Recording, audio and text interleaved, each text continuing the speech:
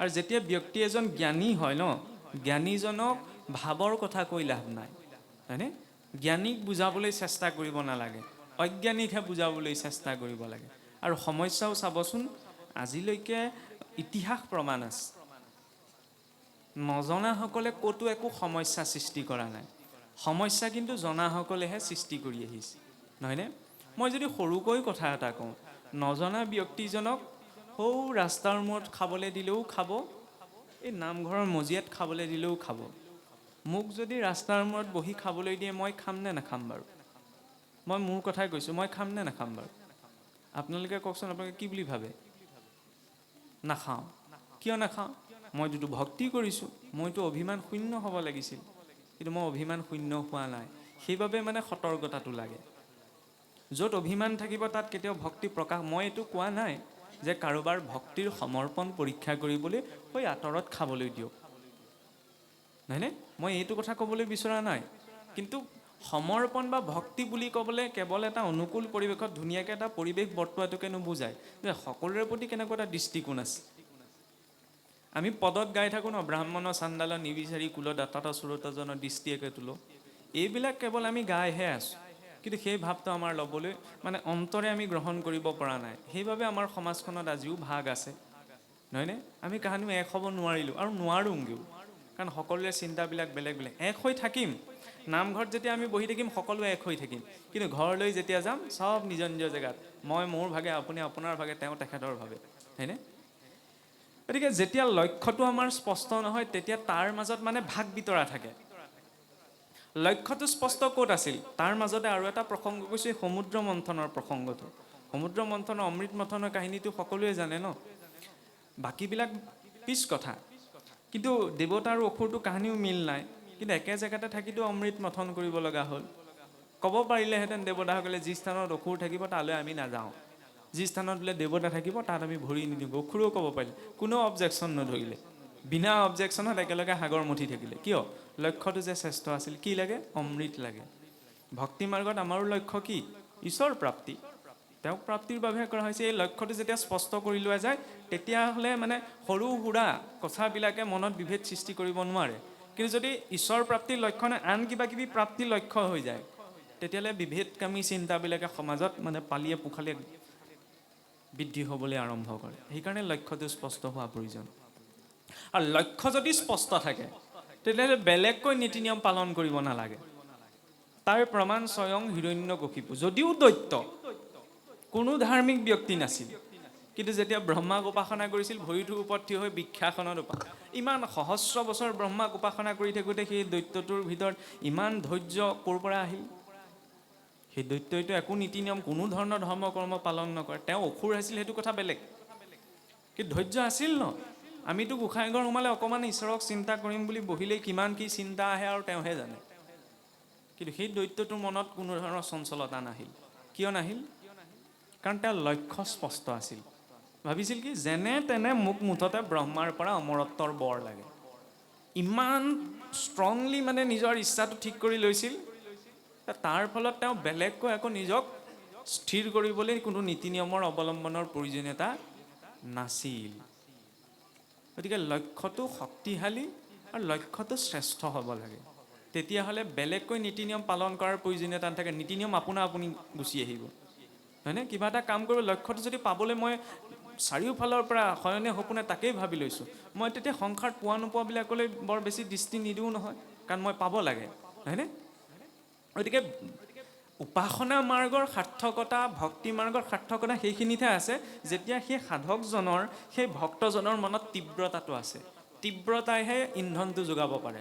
বিনা তীব্ৰতাত কেতিয়াও সেই ব্যক্তিজনে ভৌতিক জগততেই হওক, আধ্যাত্মিক জগততেই হওক, নিজৰ সেই লক্ষ্যত উপনীত হ'বগৈ নোৱাৰে। তীব্ৰতাটো লাগে। আৰু সেই তীব্ৰতাৰ বাবে সকলো সময়তে সমৰ্পণ, সেই সমৰ্পণৰ প্ৰাধান্যতা দেখুৱাবলৈ গৈ আকৌ উভতি অহা হৈছে উদ্ধৱৰ প্ৰসংগলৈ। তেতিয়া ভগৱান কৃষ্ণই ক'লে যে মই সেই গোপীসকলৰ কথা ভাবি, মই নন্দ যশোদাৰ কথা ভাবি, ব্ৰজবাসীসকলৰ কথা ভাবি মনত যেনিবা মই মোহগ্ৰস্ত হৈ আহিছোঁ, কিন্তু কেৱল মই ইয়াত ক্ৰন্দন কৰি থকা নাই যে সেই ব্ৰজধামত মোক সেই তুলি তালি ডাঙৰ দীঘল কৰা আই যশোদা, পিতা নন্দ আৰু ব্ৰজৰ গোপীসকলেও, গোপবালকসকলেও মোৰ বিৰহত ৰুদন কৰি আছে, গতিকে মই তেওঁলোকক কেনেকৈ বুজাম? তেতিয়া উদ্ধৱে ক'লে, প্ৰভু আপুনি ইমান সৰু কথাত লৈ চিন্তা কৰিছে, আপুনি চিন্তা নকৰিব, মই এতিয়াই গৈ তেওঁলোকক বুজাই থৈ আহিম যে কৃষ্ণ ভালেই আছে, আপোনালোকে সময় সুবিধা মিলাই দেখা এটা কৰি যাবহি। ইমান কিয় কান্দিছে? এই 3 যোজন দূৰতহে আছে তেওঁলোক। তেতিয়া ভগৱানে ক'লে বোলে ঠিক আছে তুমি যোৱা। উদ্ধৱে কৈ থৈ গৈছিল যে প্ৰভু মই সূৰ্যোদয়ৰ লগে লগে ব্ৰজধামলৈ গমন কৰিম আৰু সূৰ্য অস্তৰ আগে আগে মই তোমাৰ ওচৰত আহি উপস্থিত হ'মহি। অৰ্থাৎ মানে ৰাতিপুৱাই ওলাই যাম, গধূলা মই তোমাৰ ওচৰত সেইফালে বুজাই বঢ়াই ইয়াত উপস্থিত হৈ দিমহি। কিন্তু উদ্ধৱ গৈছিল এদিনৰ কাৰণে, তালৈ গৈ যিটো অৱস্থা হ'লগৈ 6 মাহৰ পাছত ঘূৰি আহিব লগা হ'ল। আৰু যেতিয়া 6 মাহৰ পাছত ঘূৰি আহিছে, এই জ্ঞানৰ যিটো অভিমান আছিল, জ্ঞানৰ যিটো দৃষ্টিকোণ আছিল, সেইটো একেবাৰে ভাগি ছিগি চুৰমাৰ হৈ আহিছে। উদ্ধৱ গৈ পেলাই যেতিয়া ভগৱান দ্বাৰকাৰ প্ৰতীক থকা সেই ধ্বজ থকা ৰথখন অহা দেখিছে, তেতিয়া সেই ব্ৰজৰ গোপবালকসকল গোপীসকলে ভাবিছে যে আজি কৃষ্ণ উভতি আহিছে। উদ্ধৱ গৈ উপস্থিত হ'লগৈ। তেতিয়া গোটেই মানুহখিনি আগবাঢ়ি অহা দেখি উদ্ধৱে ৰথ ৰখাই দিলে। ৰখাৰ পিছত উদ্ধৱ ৰথৰ ভিতৰৰ পৰা দোলাৰ ভিতৰৰ পৰা নামি আহিছে। উদ্ধৱ নামি আহিছে, কিন্তু উদ্ধৱক কোনেও গুৰুত্ব দিয়া নাই। সকলোৰে দৃষ্টি কৰিছে কি কেতিয়া দোলাৰ ভিতৰৰ পৰা ৰথৰ ভিতৰৰ পৰা কৃষ্ণ নামি আহিব। তেতিয়া কৃষ্ণ ক'ত বুলি সোধোতে তেতিয়া উদ্ধৱে কৈছে যে কৃষ্ণ অহা নাই, কৃষ্ণৰ প্ৰতিনিধি হিচাপত বোলে মইহে আহিছোঁ। তেতিয়া সেই সকলোৰে মনত আকৌ সেই বিষাদৰ ভাৱটো প্ৰকাশ পাইছে।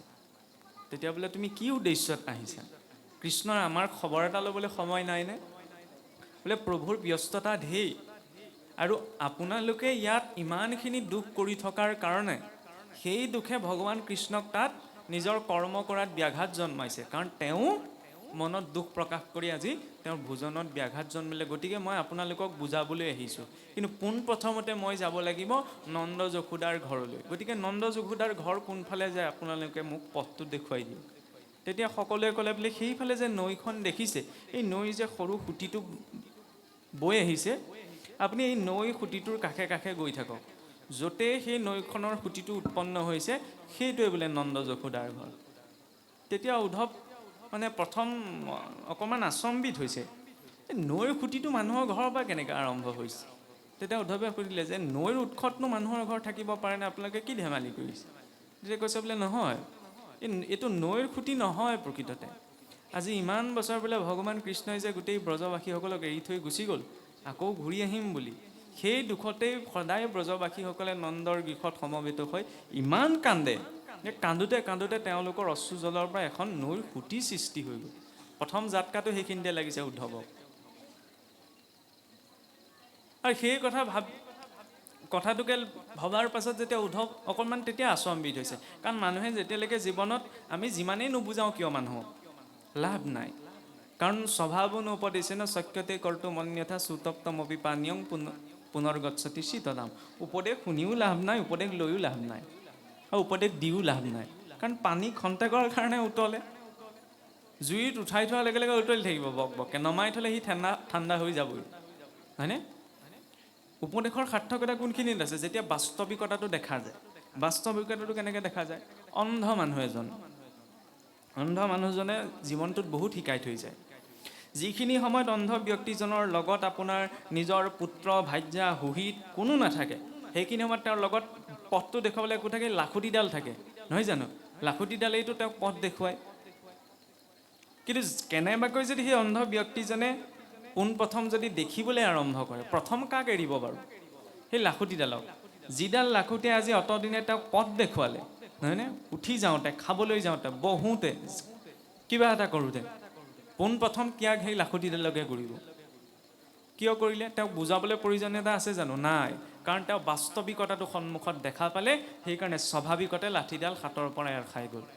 ঠিক তেনেদৰে যেতিয়া মনুষ্যই জীৱনত বাস্তৱিকতাটো দেখে, তেতিয়াহ'লে বেলেগকৈ কিবা ত্যাগ কৰিব নালাগে, ত্যাগ আপোনা আপুনি হৈ যায়। কিন্তু জোৰ জবৰদস্তি যদি কিবা ত্যাগ কৰা যায়, সেইটো অস্থায়ী হয়। কেইদিন ত্যাগ কৰি থাকিব, এইখন কোনে পালন কৰি থাকে বুলি আকৌ একে ধাৰাটোলৈকে গুচি যাব। কাৰণ স্থিৰতাটো নাই নহয়। আৰু স্থিৰতা ভংগ কৰিবলৈ আজিৰ সংসাৰত ঢেৰ মাধ্যম আছে। গতিকে সেই বাস্তৱিকতাটো চাবলৈ হ'লে শাস্ত্ৰীয় দৃষ্টিকোণৰ চশমাযোৰ পিন্ধাটো প্ৰয়োজন। ইয়াৰ পাছত গৈ যেতিয়া উদ্ধৱ সেই নন্দ যশোদাৰ গৃহত উপস্থিত হ'লগৈ, তেতিয়া সেই ভগৱান কৃষ্ণৰ শিশুলীলাৰ পৰা আৰম্ভ কৰি মথুৰালৈ গুচি যোৱালৈকে গোটেই লীলাবিলাক কথা শুনোতে শুনোতে উদ্ধৱ ইমান ভাৱ বিভোৰ হৈ পৰিল যে তেওঁ সকলো জ্ঞানৰ অভিমান নষ্ট হৈ গ'ল। সেইবাবে ঈশ্বৰৰ কথা শুনিব লাগে। ঈশ্বৰৰ কথা শুনিলে কি হয়? অভিমান শূন্য হয়। কাৰণ অভিমান শূন্য কৰাৰ একো ব্ৰত নাই, একো বিধান নাই, একো অন্য সাধন নাই। ঈশ্বৰৰ লীলাবিলাক যেতিয়া শুনা যায়, তেতিয়াহে ব্যক্তিজনৰ ভিতৰত সেই অভিমানটো শূন্য হয়। কাৰণ পোনপ্ৰথমতে যেতিয়া মহাৰাজ পৰীক্ষিতক শুকদেৱে ভাগৱত কৈ আছিল, সেইখিনি সময়ত শৌনকাদি ঋষিসকলো উপস্থিত আছিল। কিন্তু উপস্থিত আছিলহে আছিল, তেওঁলোকৰ মনত অভিমান আছিল। এইবিলাক কথা শুনিলেনো জীৱই কেনেকৈ গতি পোৱা সম্ভৱ? কিন্তু তাৰ পিছত যেতিয়া পূৰ্ণিমাৰ দিনা মহাৰাজ পৰীক্ষিতে মুক্তি পোৱা দেখিলে, তেতিয়া তেওঁলোকৰ মনত প্ৰত্যয় উপজিলে যে এইবিলাক কথা শুনিও জীৱই মুক্তি পোৱা সম্ভৱ। মুক্তি মানে কি? ঈশ্বৰক প্ৰাপ্তি। তেওঁক পালেও আৰু বেলেগ ইচ্ছা নাথাকে। ভকতসকল সেইকাৰণে টেঙৰ। ভকতে কেতিয়াও খুচুৰা পইচাত লাগি নাথাকে। বৰ লোভীয়া ভকতসকল, গোটেই বেংকটোৱেই লাগে। এতিয়া নিগেটিভকৈ নল'ব। খুচুৰা পইচা নিচিনা বিষয়বিলাক কেনেকুৱা? প্ৰভু মোক ধন দিয়া, যগ দিয়া, বিত্ত দিয়া ইত্যাদি ইত্যাদি যিবিলাক সংসাৰৰ সৈতে জড়িত। ভক্তি মাৰ্গত কি কোৱা যায়? যে প্ৰভু মোক তোমাকহে লাগে। যেতিয়া সকলো উৎস ধন, ঐশ্বৰ্য, প্ৰেম, কৰোণা, জ্ঞান, বৈৰাগ্য সকলো তেওঁৰ পৰাই আহিছে, তেওঁৰ যদি লগত থাকে, বাকীখিনিলৈ কিয় চেষ্টা কৰিব লাগিছে? আৰু যিখিনি এইবিলাক ধন, টকা পইচা, সুখ দুখ, আস্তিকজনে জীৱনত যিখিনি পাইছে, নাস্তিকজনেওতো সেইখিনি জীৱনত পাইছে। যিজনে ঈশ্বৰক নামানে তেওঁতো জীৱনত সেইখিনি আছে। পাৰ্থক্যটো তেতিয়াহ'লে কোনখিনিত আছে? ঈশ্বৰক মানিলেই যে মানুহে জীৱনত সুখ পায়, নিজৰ প্ৰয়োজনীয়খিনি পায়, এনেকুৱাতো নহয়। গতিকে মানে কি, সুখ দুখৰ ক্ষেত্ৰত ঈশ্বৰ ভক্তি, ঈশ্বৰক অৰ্পণাৰ কোনো প্ৰসংগই নাহে। আমি সেইটো ভুলকৈ ভাবি থাকোঁ। জীৱনত যদি পাবলগীয়া আছে, গুৰু গোসাঁই নমনাজনেও পাব। কাৰণ সেইটো কৰ্মফল। কৰ্মফলৰ ক্ষেত্ৰত ঈশ্বৰে গুৰুত্বতা নিদিয়ে। সেইটো নিজৰ জীৱৰ নিজৰ সংস্কাৰৰ আধাৰত নিৰ্মাণ হয়। আৰু কৰ্মফল এনেকুৱা এটা বিষয়, কেনেবাকৈ ঈশ্বৰে পিছটো এৰি দিলেও কৰ্মফলটোৱে পিছটো নেৰে। প্ৰমাণ স্বয়ং জয় বিজয়, হয়নে? বৈকুণ্ঠৰ 14জন পাৰিষদ, কাৰো নাম মনত নাই আমাৰ, নাজানো আমি। কিন্তু জয় বিজয়কটো সকলোৱে চিনি পায়। কিয় চিনি পায়? কাৰণ সেইখিনিতে এটা বিশেষত্ব দেখুৱাইছে। জয় বিজয়ৰ মনত অভিমান আহিছিল ন, যে আমি বৈকুণ্ঠৰ পাৰিষদ, আমাৰ আজ্ঞা নোলোৱাকৈ কোনো বৈকুণ্ঠত প্ৰৱেশ কৰিব নোৱাৰে। সেই বুলিতো চাৰিসিদ্ধক অপমান কৰিলে, নিজৰ পজিশ্যনক লৈ অকণমান অভিমান কৰাৰ বাবে। আৰু সেই অভিমানে কি কৰিলে? তেওঁলোকক বৈকুণ্ঠৰ পৰা খহিবলৈ বাধ্য কৰাই দিলে। ঈশ্বৰতো নিজৰে ঘৰৰ মানুহ, অকণমান ধেমালি কৰিলে যেনিবা, মানুহ মাত্ৰেই ভুল হৈ যায়। গতিকে জীৱ মাত্ৰেই ভুল বুলি ঈশ্বৰে ক্ষমা কৰি দিব পাৰিলেহেঁতেন, কিন্তু দিলে জানো? ঈশ্বৰেতো ক্ষমা কৰি নাই দিয়া। গতিকে আমি যিজনা ভগৱন্তক কৰোণাময়, কৃপাৰ সাগৰ বুলি চৰণত ধৰিছোঁ, লগতে এইটোও মনত ৰখাটো প্ৰয়োজন যে সময়ত কিন্তু কালৰ মূৰ্তিও সেইজনেই লয়, নহয়নে? তেওঁৰ ওচৰত ক্ষমা নাই। এইটো আমি ভাৱতহে কওঁ যে ঈশ্বৰে সকলো দুখ ক্ষমা কৰি দিয়ে। তাৰ অৰ্থ এইটো নহয় যে মই সদায় ভুল কৰ্মটোকে কৰি থাকিম, তাৰপিছত মই তেওঁৰ ওচৰলৈ গ'লে তেওঁ মোক ক্ষমা কৰি দিব। কৰ্মফলটো স্বয়ং পিতামহ ভীষ্মই ভুগিব লগা হৈছে, নহয়নে? বিপ্ৰ দামোদৰে ভুগিব লগা হৈছে। আমিতো সাধাৰণ মনুষ্য। বিজ্ঞানতে আমি নিউটনৰ গতিসূত্ৰ বুলি এটা সূত্ৰ পাই, তৃতীয় সূত্ৰ, প্ৰতিটো ক্ৰিয়াৰে সমান আৰু বিপৰীতমুখী প্ৰতিক্ৰিয়া থাকে। এইটো কেৱল বিজ্ঞানৰে সূত্ৰ নহয়, মনুষ্য জীৱনতো এইটো প্ৰযোজ্য। মই জীৱনত যি ক'ম, যি কৰিম, যি আচৰণ কৰিম, তাৰ সমান আৰু বিপৰীতমুখী প্ৰতিক্ৰিয়া মোৰ জীৱনত প্ৰতিফলন ঘটিবই। তাৰ পৰা কোনেও মোক ৰক্ষা কৰিব নোৱাৰে, সেইটো সত্য। সেইকাৰণে ঈশ্বৰলৈ ভয় নকৰিলেও, আৰু ঈশ্বৰলৈ এনেও ভয় নকৰে। ঈশ্বৰলৈ ভয় কৰাহেঁতেন সৃষ্টিখন ইমান বিশৃংখলিত নহ'লেইহেঁতেন। ভয় কৰিব লাগে নিজৰ কৰ্মলৈ, কাৰণ তেওঁ পিছটো এৰি দিলেও কৰ্মতে পিছ নেৰে নহয়, সেইটো ভুগিবই লাগিব। আৰু ভোগাৰ জৰিয়তেহে কৰ্মনিষ্ঠ। বোলে নাজানি ভুল কৰিলে বোলে ক্ষমা আছে, সেই ক্ষমাটো ক'ত আছে? সমাজতহে আছে, প্ৰকৃতিত নাই। সেইবাবে সমাজত প্ৰায়শ্চিত্ত আছে। কোনোবাই নাজানি ভুল এটা কৰিলে সমাজে তেওঁক ক্ষমা কৰি দিব, নাজানি কৰিলে। কিন্তু কৰ্মটো আচৰণ যে হৈ গ'ল, তাৰ ফলটো কিন্তু জীৱনত ভুগিবই লাগিব, হয়নে? আৰু সেই কৰ্ম কৰাৰ ব্যৱস্থাৰ বাবেতো এইখিনি দৰ্শন দিয়া গৈছে। কাৰণ আৰু কৰ্মতেও কেনেকৈ ক্ৰিয়া কৰে, তিনিটা স্তৰত। যিদৰে হাতে কামে কৰাটোৱে আমি কৰ্ম বুলি ভাবোঁ, কিন্তু হাতে কামে কৰাটোৱে কৰ্ম নহয়। কৰ্ম মনৰ চিন্তনতো নিৰ্মাণ হয়। মুক্তি শৰীৰটোৱেও নাপায়, আত্মাটোৱেও নাপায়। আমি মানুহ মৰিলে ভুলকৈ লিখোঁ বোলে তেওঁ আত্মাৰ সদগতি কামনা কৰিলোঁ, ঈশ্বৰৰ ওচৰত প্ৰাৰ্থনা জনালোঁ। আত্মাৰ সদগতি, ইমান দিনে পঢ়ি পঢ়ি কি বুজিলোঁ তেতিয়াহ'লে? আত্মাৰ কোনোবাই সদগতি কামনা কৰিব পাৰে জানো? সাংখ্য যুগত কি ক'লে? আত্মাটোতো নিৰ্গুণ, কোনো গুণ দুখে স্পৰ্শ কৰিব নোৱাৰে। না জুইয়ে জ্বলাব পাৰে, না পানীয়ে তিয়াব পাৰে, না বায়ুৱে শুকুৱাব পাৰে। তেতিয়া আত্মাৰ সদগতিৰ কামনাৰ প্ৰসংগ কোনখিনিত আহিল? আমাৰ সেইখিনিতেতো পাকটো লাগি আছে। আমি ভাবিছোঁ আত্মাই গতি পায়। আত্মাই গতি নাপায়, কাৰণ আত্মা স্বভাৱতে মুক্ত। আত্মাক বন্ধন নাই, যিটো সাংখ্য যুগে স্পষ্ট ৰূপত প্ৰকাশ কৰিলে। কাৰ মুক্তিৰ কথা কোৱা হৈছে তেতিয়াহ'লে? শৰীৰটো নি? শৰীৰটোৰ মুক্তিৰ কথাও কোৱা হোৱা নাই, কাৰণ এইটোতো পাঞ্চভৌতিক, এইটোতো নষ্ট হৈ যাব। দেখিছেনে? ঈশ্বৰৰ হিচাপ নিকাচত ইমান কাৰেক্ট যে পৰমাণু এটাও লৈ অনা নাই, যেতিয়া পৰমাণু এটাও লৈ যাবলৈ নিদিয়ে, চব দি থৈ যাব লাগিব। তেতিয়া লগত কি যায়? কাৰ মুক্তিৰ কথা কৈছে? মনটোৰ।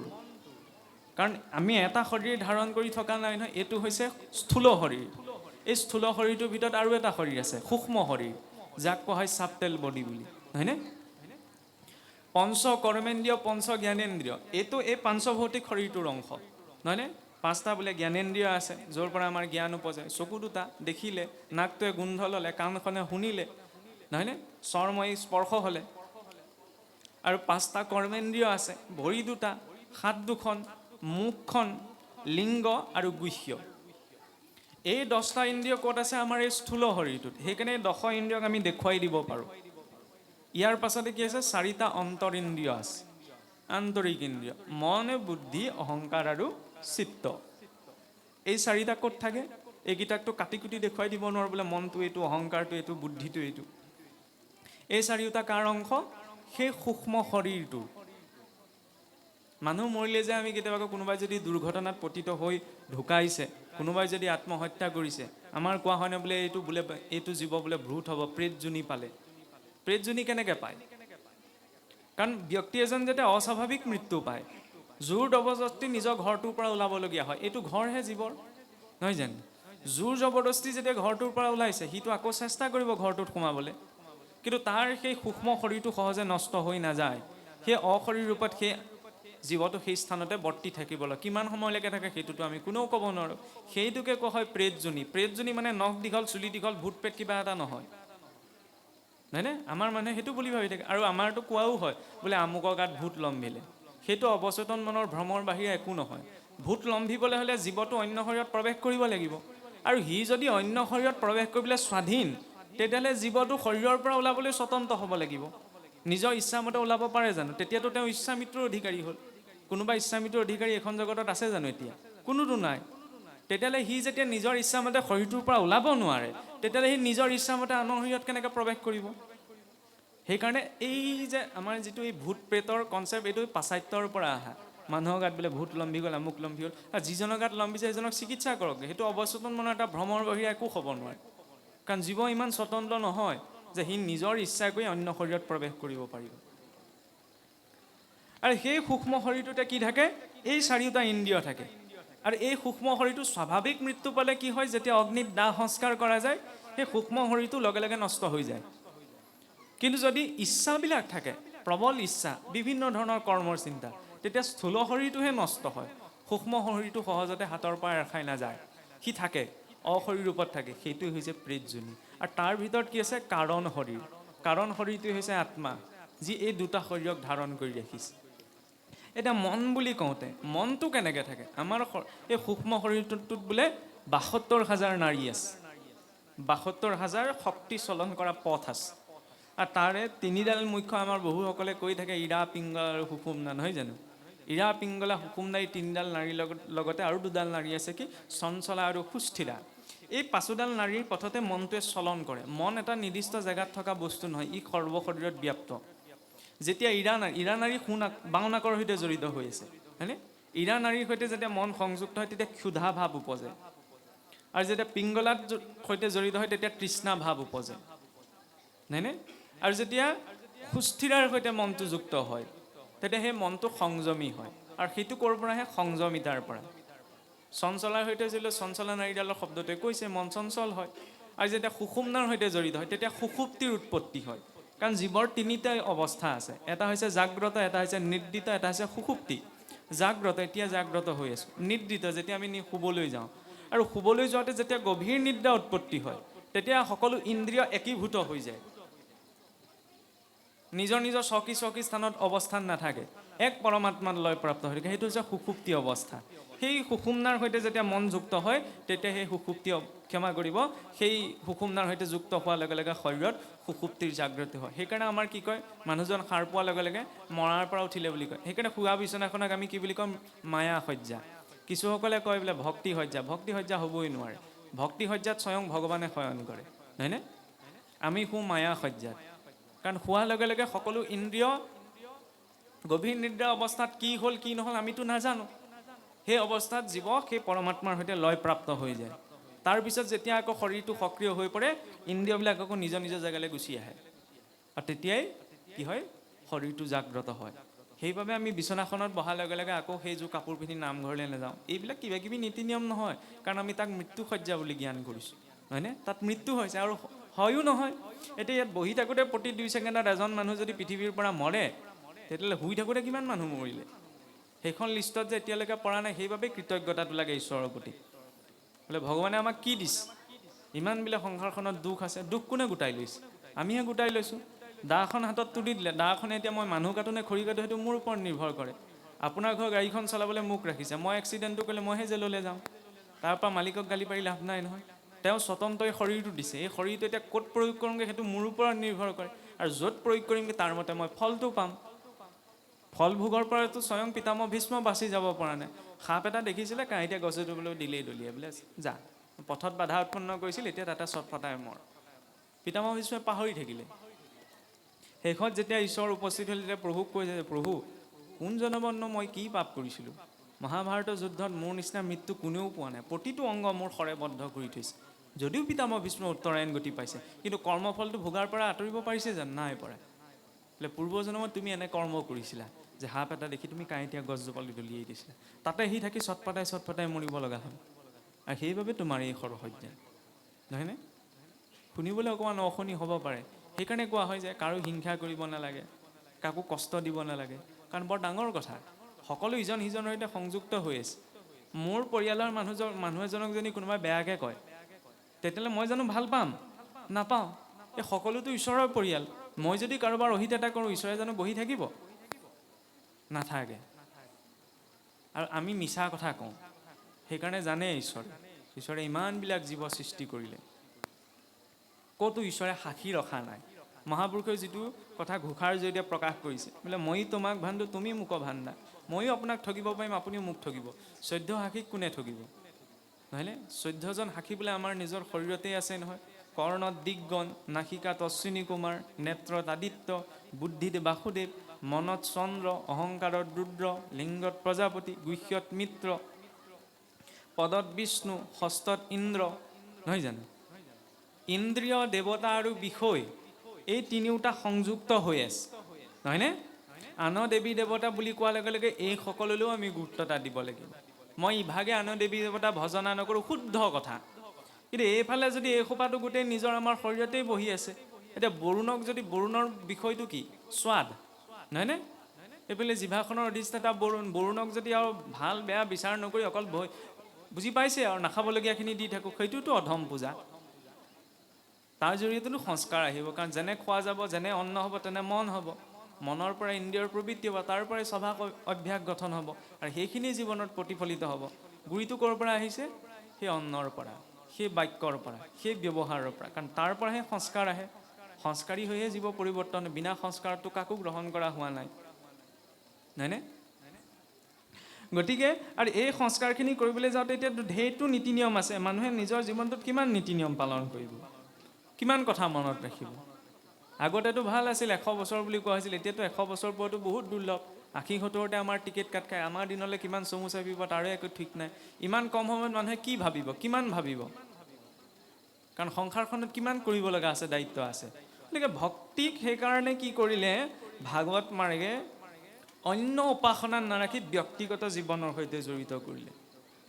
আৰু সেই ব্যক্তিগত জীৱনৰ জড়িত কৰিবলৈ হ'লে যিটো পদ্ধতি বৰ্ণনা কৰিলে, প্ৰকৃততেতো ভাগৱতৰ কথা আৰম্ভ হৈছে তৃতীয় স্কন্ধৰ পৰাহে, নহয় জানো? প্ৰথম আৰু দ্বিতীয় স্কন্ধত কি আছে? ভাগৱতৰ উদ্দেশ্য।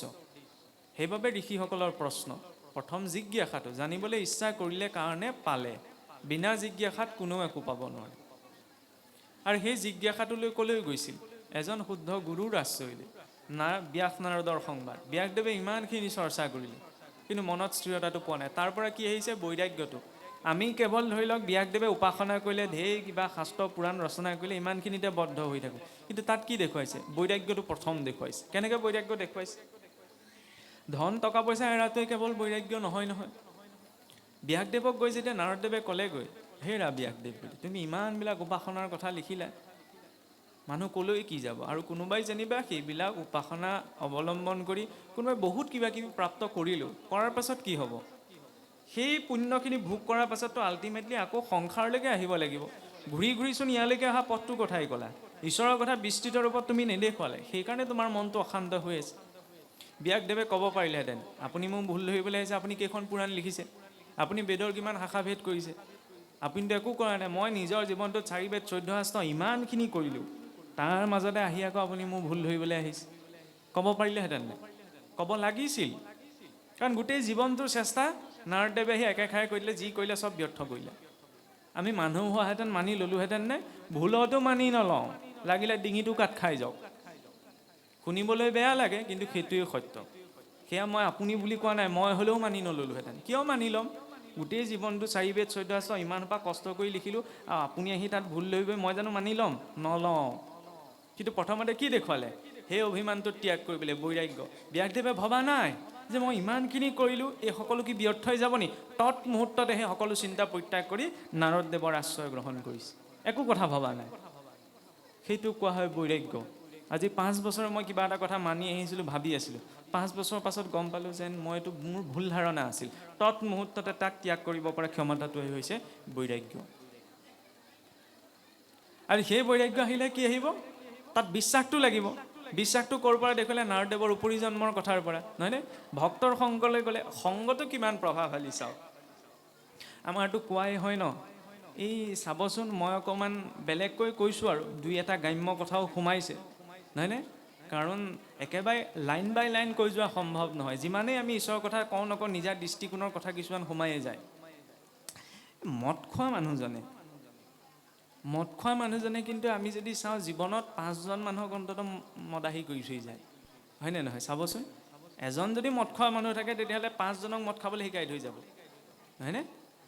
গতিকে মদ খোৱা মানুহজনে যদি জীৱনত 5জন মানুহ মদাহী কৰি থৈ যাব পাৰিছে, আমি যদি নিজকে ভাল বুলি ভাবোঁ, তেতিয়া জীৱনত অন্ততঃ 5জনক আমি ভাল কৰি থৈ যাব পাৰোঁ নে নোৱাৰোঁ? পাৰোঁ। পুৰুষাৰ্থ সেইখিনিত আছে। আৰু সেই পুৰুষাৰ্থটো ক'ত ৰূপায়ণ হয়? সংগটোত। কাৰণ যেনে সংগে ৰতি তেনেকুৱা জীৱনৰ গতি। সংগটোত কেনেকৈ নিৰ্ভৰ কৰে? মই আৰু ভাল মানুহ হওঁ, কিন্তু মোক যদি কেনেবাকৈ আপোনালোকে যদি মদৰ দোকান এখনৰ সন্মুখত দেখে, আপুনি কি ভাবিব বাৰু? মই তাত ভাগৱত কথা ক'বলৈ গৈছোঁ বুলি ভাবিব নি? ভুলতো নাভাবে, বুলিব এইজনো এনেকুৱা নি? ভাবিবনে নাভাবে? শুনিবলৈ কটু হৈছে, কিন্তু কটুতাটো অনুভৱ কৰিব লাগিব। তিতাটোৱে বহুত কামত দিয়ে নহয়, সেইকাৰণে তিতাটো কেতিয়াবা খোৱাৰ প্ৰয়োজন। মোক আপুনি সেই বিপৰীত বুলি ভাবিব। কিন্তু তাৰ বিপৰীতে শাস্ত্ৰ একো নজনা নপঢ়া মানুহ এজন যদি নামঘৰলৈ আহি বহি থাকেহি, আপুনি কি বুলি ভাবিব? তেওঁক অভকত বুলি ভাবিবনে? কাৰোবাৰ সাহস আছেনে? তেওঁ ভগতি নকৰে বুলি নামঘৰৰ পৰা উঠাই পঠিওৱাৰ কাৰো সাহস নাই। ক'ৰ পৰা আহিলে সেইটো পৰিৱৰ্তন? সংগটোৰ পৰা। ভিতৰটোত যিয়েই নাথাকক, সংগটো যদি ভাল হয়, তেওঁ তৰি যাব। সেইটোকে কয় তুলসীৰ লগতে কল্পতৰুৰ মুক্তি। কিন্তু যদি মোৰ ভিতৰত ঢেৰ জ্ঞান আছে, কিন্তু যদি মই অসৎ সংগত আছোঁ, লাভ নাই। ভাগৱত শাস্ত্ৰত ইমান এভাগ ডাঙৰ গ্ৰন্থ, হয়নে?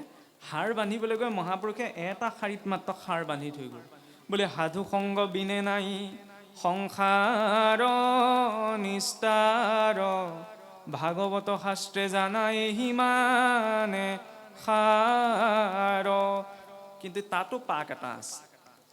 সৎসংগ বুলি ক'লে কেৱল আমি ব্যক্তিজনৰ সংগকে ভাবি থাকোঁ, কিন্তু কেৱল ব্যক্তিজনৰ সংগলৈ গ'লেই নহ'ব।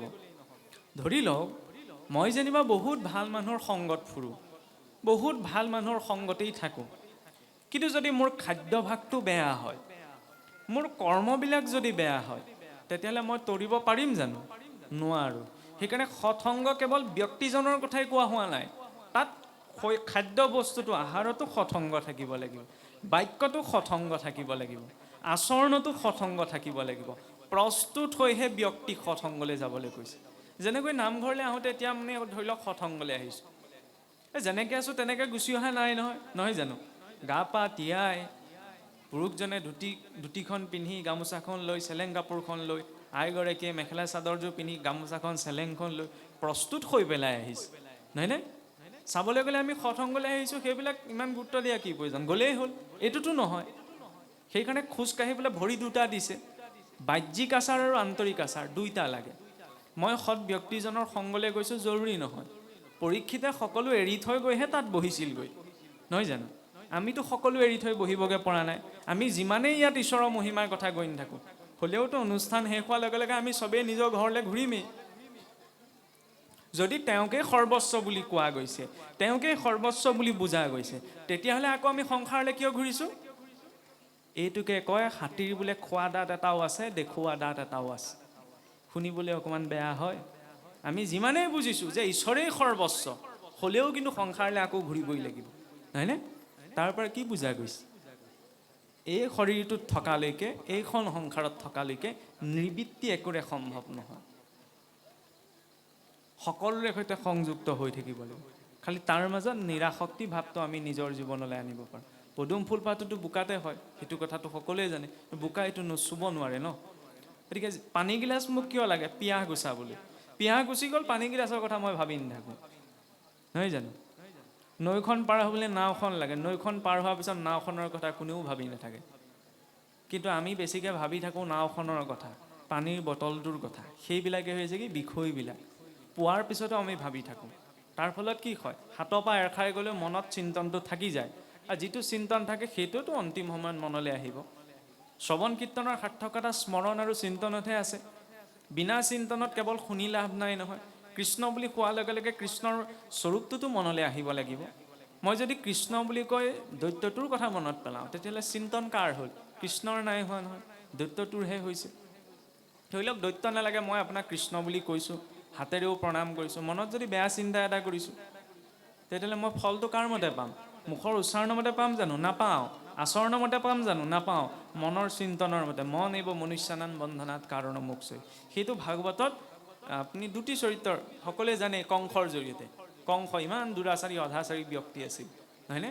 কিন্তু সেই কংসয়ো কৃষ্ণৰ প্ৰতি ভয় সোমাই যাওঁতে, যেতিয়া খাওঁতে উঠোঁতে বহুতে তেওঁকেই চিন্তা কৰিবলৈ ধৰিলে, তেওঁৰ ৰূপটোকে মনলৈ আহি থাকিল, আৰু অন্তিম সময়ত তেওঁৰ ৰূপটো ধাৰণ কৰি শৰীৰ এৰিব পাৰিলে, বেলেগকৈ একো নকৰিলেই। কিন্তু সেই কংসৰ পথটো ল'বলৈ ঈশ্বৰ প্ৰাপ্তিৰ দুটা মাৰ্গে আছে, আটাইতকৈ শক্তিশালী ভাৱ। এটা হৈছে শত্ৰু ভাৱ, এটা হৈছে প্ৰেম ভাৱ। শত্ৰু ভাৱত আমি ঈশ্বৰক ভজিব নোৱাৰোঁ, আমি প্ৰেম ভাৱত ভজিব লাগিব, হয়নে? প্ৰেম বুলি ক'লে এতিয়া ধৰি লওক আমাৰ তথাকথিত ৰূপত কৈছোঁ, এই ল'ৰাই ছোৱালীজনীক ভাল পোৱা, ছোৱালীজনীয়ে ল'ৰাটোক ভাল পোৱাকৈ বুজা যায়, আৰু সোধাই যায় প্ৰথম ভাল পোৱা, প্ৰথম প্ৰেম। কিন্তু প্ৰথম প্ৰেম বুলি ক'লে কাৰো মনলৈ এইটো কথা নাহে যে পিতৃ মাতৃ সেই প্ৰথম প্ৰেমৰ বা ভাল পোৱাৰ প্ৰথম স্থানত আছে, নহয় জানো? কাৰণ যিজনী মাকে প্ৰসৱ বেদনা হৈ আপোনাক মোক জন্ম দিলে, হয়নে? যিজন দেউতাকে নেখাই নবৈ হ'লেও ল'ৰা ছোৱালীক ডাঙৰ দীঘল কৰিলে, প্ৰথম প্ৰেম বুলি ক'লে তেওঁলোকৰ ভাৱনাহে আহিব লাগে, কিন্তু নাহে। মানসিকতাটো কেনেকৈ চেঞ্জ হৈ গ'ল দেখিলে, বাহিৰৰ মানুহে আহি চেঞ্জ কৰাহি নাই, নিজৰ মাজতে। সিদিনালৈকে আমাৰ এটা পৰিৱেশ আছিল গাঁৱৰ ঘৰত, অতিথি এজন আহিলে বোলে ভাতকেইটা বাঢ়ি পদূলি মূৰলৈ চাই কোনোবা অতিথি আহিছে নি, এইটো সংস্কাৰ আছিল। আজি কেইটামান বছৰৰ ভিতৰতে আমাৰ কি হৈ গ'ল, অতিথি আহিলে খোৱা সময়ত দৰ্জা মাৰি খায়, ওলালেহি মৰিলে আৰু, এইটো খোৱা সময়তে ওলালেহি বুলি ক'ব, দেখিছেনে? সকলো সংস্কাৰ ক'ৰ পৰা কৰি গুচি গ'লগৈ। বেলেগ একো চাব নালাগে, ধৰ্মৰ ক'তো অভাৱ হোৱা নাই, হয়নে? আলোচনাটো ভুলতো অভাৱ হোৱা নাই, আমি দিনক দিনে বুজি বুজি গৈ আছোঁ। সেইকাৰণে কোৱা যে বৰকৈ বুজি থাকিলে ইমান গুৰুত্ব এটা দিব নালাগে, বৰকৈ বুজি থাকিলে বুজিহে থাকিম, আচৰণত একো সম্ভৱ নহয়গৈ। সেইকাৰণে সৰলতাটো লাগে। সৰলতাই নিজৰ যাৱতীয় যাৰ যি যি দায়িত্বখিনি নিয়াৰিকৈ পালন কৰিব লাগে, কাৰণ প্ৰত্যেকজন মনুষ্যই নিজৰ জীৱনত কৰিবলৈ পোৱা প্ৰতিটো কৰ্ম ঈশ্বৰ প্ৰদত্ত হয়। ঈশ্বৰে নিদিলেচোন উশাহ এটাই ল'ব নোৱাৰোঁ। তেতিয়াহ'লে কৰ্মটো ঈশ্বৰে নিদিয়াকৈ পাৰিছোঁনে? গতিকে সেই কৰ্মটোৰ প্ৰতি যেতিয়া ঈশ্বৰ প্ৰদত্ত বুলি ভাৱটো আহে, তেতিয়া তালৈ নিষ্ঠাটো আহে। নিষ্ঠাটো আহিলে শ্ৰদ্ধা স্বাভাৱিকতে আহিব, আৰু য'ত শ্ৰদ্ধা থাকিব তাতেই সমৰ্পণ, আৰু সমৰ্পণতেই ভক্তি পৰিপুষ্ট হ'ব।